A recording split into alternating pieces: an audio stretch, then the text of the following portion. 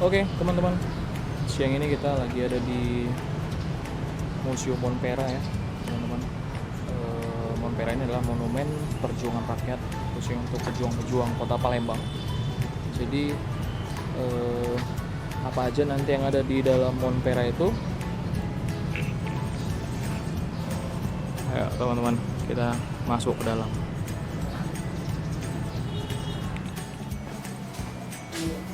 Oke, teman-teman, kita di lantai bawah menuju ke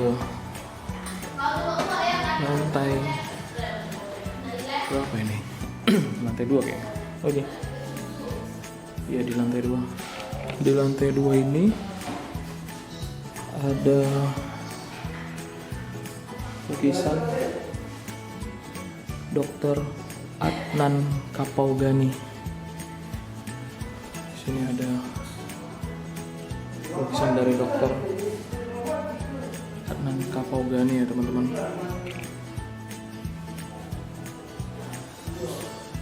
Terus di sampingnya ini kita bisa lihat tuh ada jenis-jenis senjata. Ada stand MK2. Kemudian ada Hamburg. Kemudian ada double loop. Kemudian ada brand. Jadi ini senjata-senjata yang kalau kita ingat dulu sebelum 17 Agustus biasanya ada tuh film-film pahlawan yang diputar ya. Jadi hilang tipe-tipe senjatanya teman-teman. Terus di dindingnya ini ada uang kertas seri pekerja tangan tahun 1959 sampai 1982 teman-teman. Tapi nggak kelihatan kalau dari kamera. Kemudian ini ada uang Republik Indonesia dengan gambar pahlawan-pahlawan Indonesia. Terus ini juga ada uang 100 rupiah, 50, 25, 10, 5, pecahan-pecahan kecil ya teman-teman. Di sini tuh ada gambar Soekarno dan Jenderal Sudirman teman-teman. Nah, yang di pojok itu uang koin teman-teman. Uang koin. Keren ya, ini senjata yang zaman dulu dipakai untuk semasa perang. Stand MK2, senjata Hamburg buatan Jerman. Kemudian double loop. Kita lanjut teman-teman. Di sini ada senjata Fiat dipergunakan pada masa perang kemerdekaan di wilayah Sumatera Selatan. Kemudian tongkat komando Harun Soar. Ini ada lukisannya juga teman-teman. Kemudian meriam Sunan digunakan semasa perang kemerdekaan di wilayah Sumatera bagian selatan. Nah, ini adalah pahlawan nasional kita, Bapak Bambang Utoyo ya teman-teman.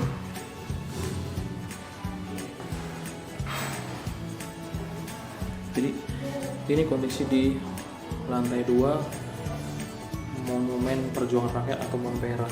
Ada lukisan pahlawan Dr. Adnan Kapaugani, lahir Palembayan 16 September 1905. Kemudian ada mata uang Indonesia zaman dulu dan senjata-senjata yang dilakukan semasa perjuangan rakyat dulunya.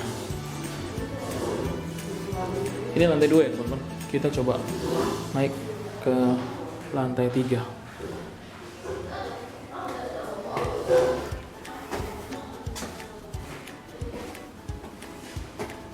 Oke.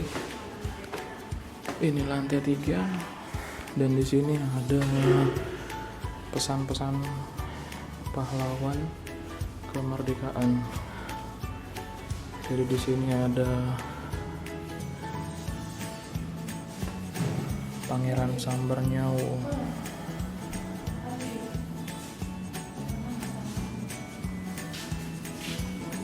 Jadi di sini ada pesan-pesan pahlawan kemerdekaan.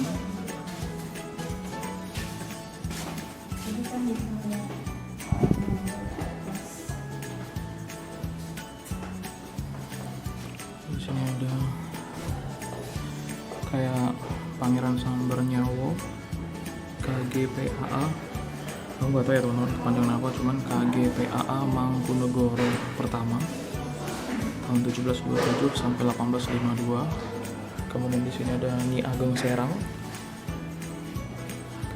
Abdul Muiz, Tengku Nya Arif, kemudian Profesor Muhammad Yamin, kemudian Profesor Dr. R. Suharso, Jenderal Sudirman, dan terakhir Supriyaji. Oke, jadi di lantai 3 ini banyak foto-foto pahlawan.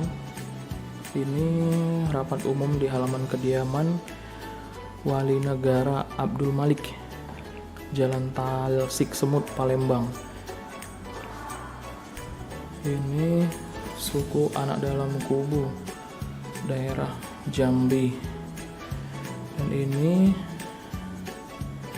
adalah penyerahan kekuasaan Belanda kepada pemerintah RI yang dihadiri oleh pejabat pemerintah sipil militer di kota Lubuk Linggau. Tepatnya di bulan Oktober 1949 sampai Januari 1950, teman-teman. Oke. Jadi di lantai 3 ini lebih banyak foto-foto tentang cerita perjuangan kemerdekaan.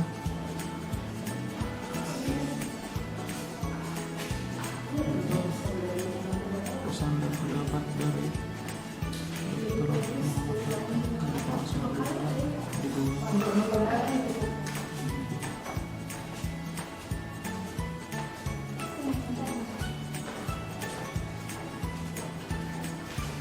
Ini ada tulisan dari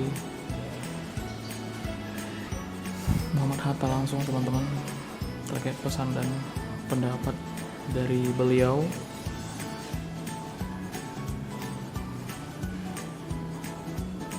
Dari pengasingan Belanda di Gunung Menimbung Mentok, Bangka.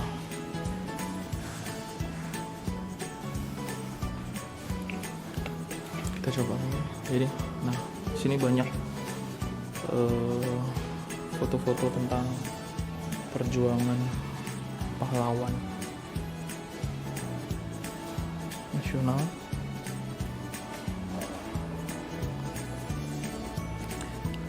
Ini foto pembicaraan dari hati ke hati masalah daerah. Profesor Dr. M.R. Hazairin, Presiden Bengkulu, ex-Mendagri RI.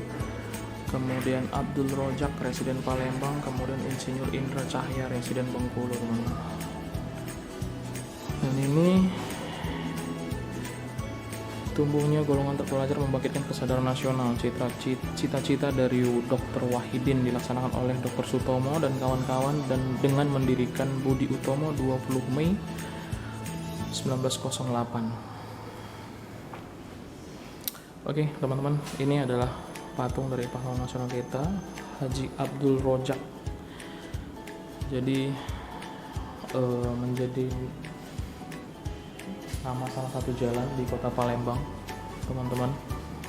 Ya, teman-teman bisa ngelihat banyak foto-foto. Untuk di lantai 3 ini, teman-teman. Jadi di lantai 3 ini, teman-teman, kita bisa melihat foto-foto dari pahlawan-pahlawan nasional kita ya. Sebagian dari pahlawan-pahlawan nasional ini namanya dijadikan nama jalan di kota Palembang, teman-teman. Contohnya seperti pahlawan kita Abdul Rojak ya. Haji Abdul Rojak.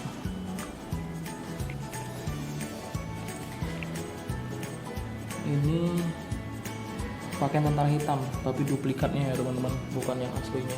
kelihatan nggak ya? Karena warnanya di sini bukan cuaca, di sini cahayanya sorry agak gelap. Ini bendera Subpos, bendera Subkomando Sumatera Selatan, dan replika juga. Nggak kelihatan ya? Teman-teman. Terus.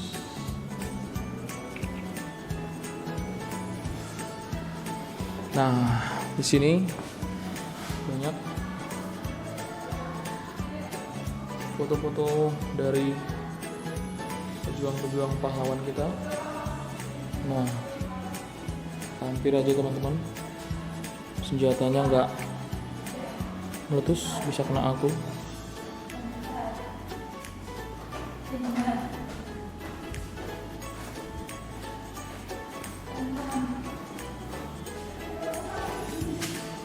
Oke. Dokter Aka Gani. Jadi kalau kita buka situs dari pemerintahan Sumatera Selatan, jadi kalau kita cari gubernur pertama di Sumatera Selatan itu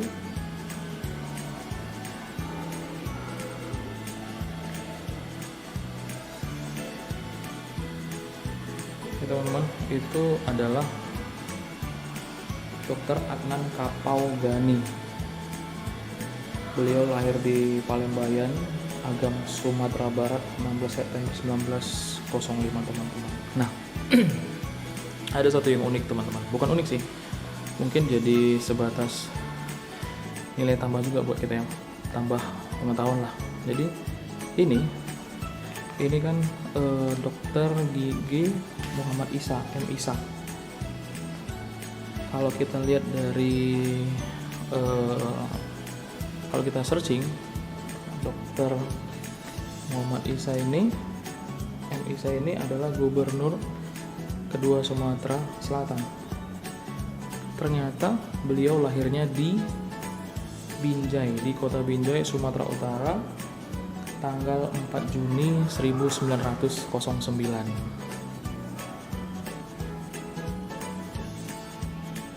Jadi masih ada kedekatan emosional lah ya antara Sumatera Selatan dengan Sumatera Utara, karena salah satu pahlawan atau boleh dibilang pemimpin Sumatera Selatan pada awal-awal kemerdekaan itu lahirnya di Sumatera Utara.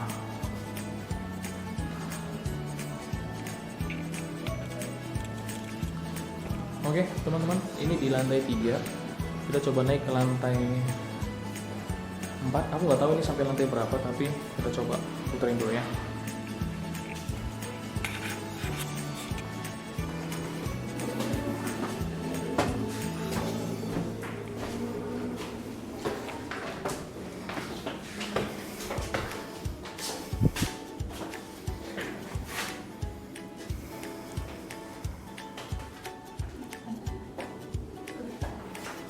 Oke, ini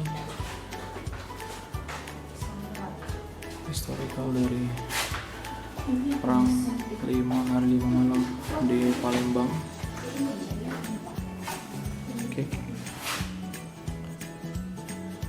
hari pertama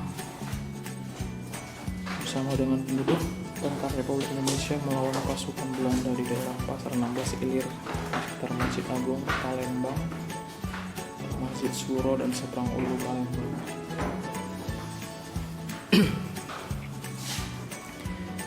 Hari kedua, tentara Belanda memperkuat daerah-daerah yang telah mereka kuasai dengan menempatkan panser dan terutama di Masjid Agung dan Masjid Suro Palembang. Hari ketiga, pertempuran antara pasukan Belanda dan pahlawan nasional, di mana pasukan Belanda menguasai beberapa daerah yang telah diduduki tentara Republik Indonesia dan pemuda Laskar, termasuk perairan Sungai Musi, yang membuat pasukan makanan dan bantuan lainnya semakin menipis.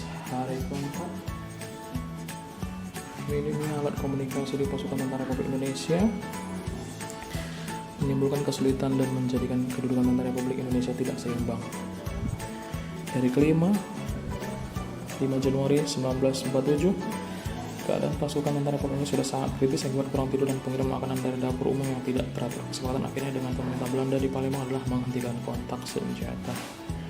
Oke, ini adalah meriam kecepek. Senjata ini dibuat oleh masyarakat Indonesia ketika melawan penjajah Belanda. Bahan utama meriam ini adalah tiang telepon atau tiang listrik. Dan kebanyakan adalah pecahan kaca dan sisa-sisa tape yang ditambah dengan belerang. Oke, keren, kreatif ya teman-teman. Dan ini adalah lukisan Haji Abdul Rojak ya teman-teman. Di sini juga bisa kita kelihatan ada samurai, pedang samurai, kemudian pedang sabil. Jadi di sini bukan hanya senjata-senjata yang menggunakan peluru, ya juga meriam cepet. Di sini ada telepon zaman peperangan dulu, kemudian mesin ketik. Ini lukisan dari Hasan Qasim. Dan ini ada Eki Danto, senjata lontar granat dan saudara. Gak kelihatan lukisan teman-teman, di sini ada H. Barlian. Oke, kita coba lihat di lantai 5. Ada apa lagi di lantai 5 teman-teman?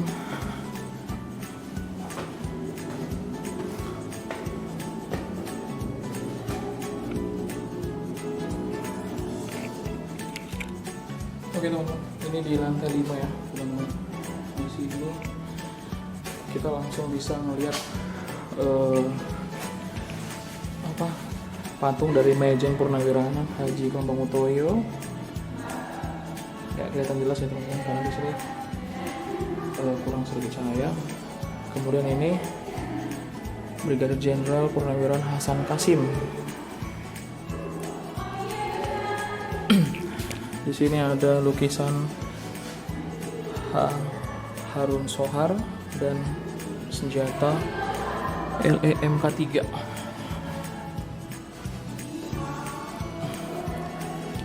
Dan ini Kolonel Purnawirawan H. Barlian. Di sini bisa teman-teman lihat contoh baju para penjuang kemerdekaan wilayah Sumatera Selatan. Jadi di sini bisa lihat baju loreng, kemudian baju coklat. Ini adalah patung dari Letnan Jenderal Purnawirawan Harun Sohar teman-teman. Hampir sama dengan di lantai 3 tadi ya teman-teman. Jadi di lantai 5 ini juga diisi mayoritas foto-foto ya teman-teman. Jadi bisa dibilang Monpere ini lebih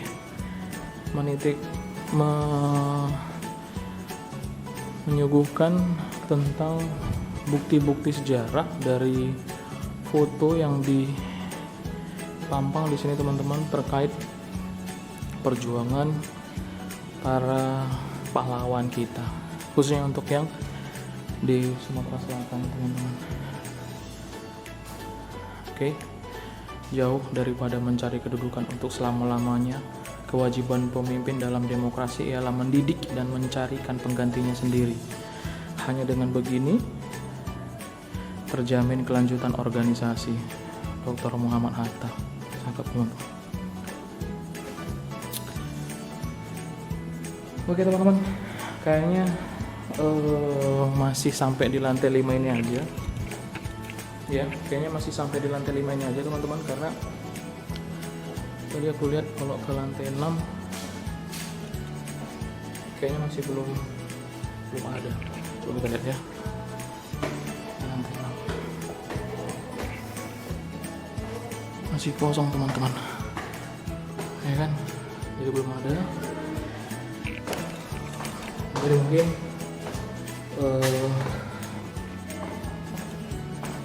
untuk yang di dalam Monpere segitu aja. Lebih banyak ke foto-foto ya tentang perjuangan pahlawan kita. Ya itulah, khususnya buat kita ya yang masih generasi muda, sayangnya adalah kalau misalnya kita itu nggak paham sama sejarah bangsa kita, khususnya untuk pahlawan-pahlawan kita. Pastinya setiap kota, setiap wilayah, setiap provinsi punya pahlawan nasional masing-masing, jadi nggak ada salahnya juga ya kan kita belajar sedikit-sedikit. Ya sedikit juga, harus banyak sih sebenarnya. Iya, karena kalau bukan kita lagi yang mempelajari sejarah itu aja siapa ya kan.